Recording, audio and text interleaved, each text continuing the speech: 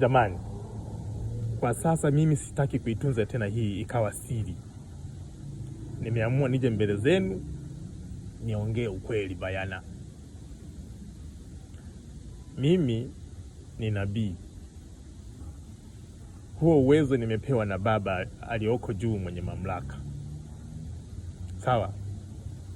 Yaani ukitaka kuamini sawa, ukitaka kunisurubu sawa. Nasikia kondoo nyie. Kwa hiyo mimi sasa na uwezo wa kutabiri jambo lolote lile na likatokea, kwa sababu nafanya jambo ambalo ni maagizo. Nasikia kondoo. Haya, naweza nikatabiri. Kuna ile kauli nasema kwamba hakuna ijuai kesho. Kesho ni tarehe 21 Alhamisi.